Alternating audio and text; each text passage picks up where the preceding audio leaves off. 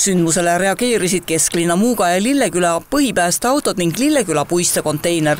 Reostuse tõttu sulges politsei ühe sõidusuuna Haabnemäe külast Pringi küla poole. Tegu on niisuguse sündmusega, kus on teel valgunud diislikütus arvatavasti ja päris suure ulatusega. Et praegune see vahemaa on 4 kilti, mis on juba kaetud meil saepuruga, üks osa kaetud samuti absorbendiga ja tööd praegu jätkavad veel. No öelge, kas see olukord siin inimestele ka on ohtlik, et siin on ju Selver, siin on mitmeid teisi toidupoodisid? No praegu ohtu rohkem ei ole, aga ennem meid üks auto juba sattis liiklusavariile, ehk siis auto ei saanud siin pöörata, kuna oli väga libe teel. Kas on praegu teada ka, et kes sellise olukorra siin põhjustanud on? Meil teada ei ole. Politsei võib-olla praegu uurib seda asja. See on natuke raske, kuna me ei tea, millal see reostus juhtus.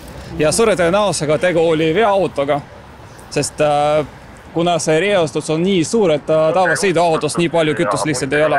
Päästjad lõpetasid tööd kell 14.56. Viimsis Rohunemäe teel on reostus kaetud saepuruga. Saepuru kokkukorjamise eest vastutab aga Transpordiamet.